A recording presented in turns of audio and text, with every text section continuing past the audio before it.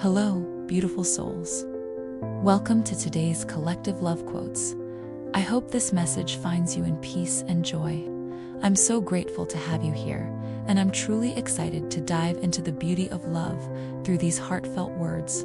No matter how close we are to another person, few human relationships are as free from strife, disagreement, and frustration as is the relationship you have with a good dog. Few human beings give of themselves to another as a dog gives of itself. I also suspect that we cherish dogs because their unblemished souls make us wish, consciously or unconsciously, that we were as innocent as they are, and make us yearn for a place where innocence is universal, and where the meanness, the betrayals, and the cruelties of this world are unknown. Fight for the only thing she knew was good enough, noble enough, powerful enough to be worth risking everything. Love. Tell me then, does love make one a fool? Or do only fools fall in love? Love the Lord, for he heard my voice. He heard my cry for mercy. Because he turned his ear to me, I will call on him as long as I live. Double quotes. Love is the sum of our choices, the strength of our commitments, the ties that bind us together. If the concept of God has any validity or any use, it can only be to make us larger, freer, and more loving. If God cannot do this, then it is time we got rid of him. Do people look the same when they go to heaven, Mommy? I don't know. I don't think so. Then how do people recognize each other? I don't know, sweetie. They just feel it. You don't need your eyes to love, right? I write a lot of songs about love, and I think that's because to me, love seems like this huge, complicated thing. But it seems like every once in a while, two people get it figured out. Two people get it right. And so I think the rest of us, we walk around daydreaming about what that might be like, to find that one great love where all of a sudden everything that seemed to be so complicated became simple, and everything that used to seem so wrong all of a sudden seemed right because you were with the person who made you feel fearless. My father gave me the greatest gift anyone could give another person. He believed in me. Remembering, forgetting. I'm not sure which is worse. None of us can choose where we shall love. True love is born from understanding.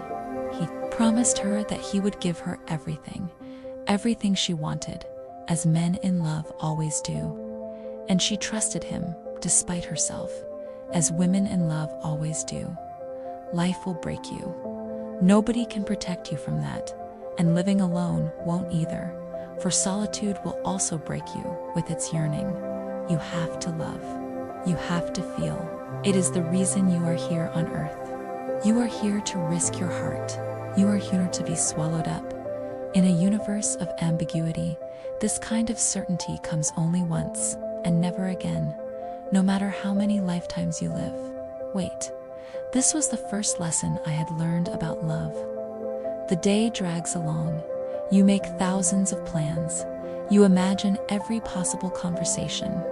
You promise to change your behavior in certain ways, and you feel more and more anxious until your loved one arrives. But by then, you don't know what to say.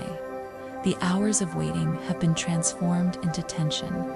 The tension has become fear, and the fear makes you embarrassed about showing affection. But everyone disappears, no matter who loves them. Loving you was like going to war. I never came back the same. I think about you every second of every day, and I don't know how to get over you, she says. Don't, I beg her. Please don't get over me. Time has no meaning. Love will endure. Everyone has choices to make. No one has the right to take those choices away from us, not even out of love. It matters not who you love, where you love, why you love, when you love, or how you love. It matters only that you love. Never stop smiling, not even when you're sad. Someone might fall in love with your smile. You know I love you, right? I know, he breathed, his arm tightening automatically around my waist.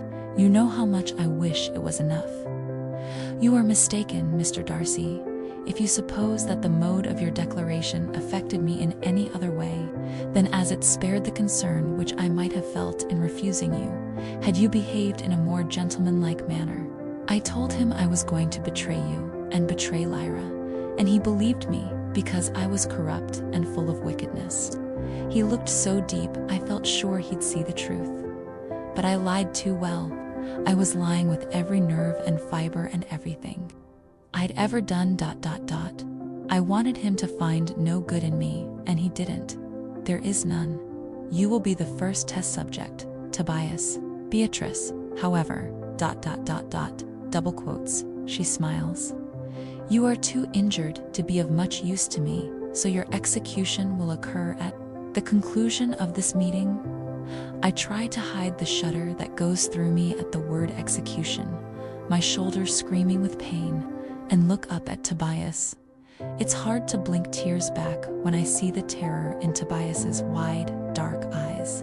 No, says Tobias. His voice trembles, but his look stern as he shakes his head. I would rather die. I'm afraid you don't have much of a choice in that matter, replies Janine lightly.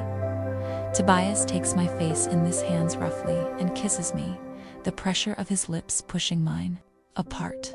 I forget my pain and the terror of approaching death, and for a moment, I am grateful that the memory of that kiss will be fresh in my mind as I meet my end. That kind of love should have been able to beat sickness. That kind of love should have conquered anything, but you've slipped under my skin, invaded my blood, and seized my heart.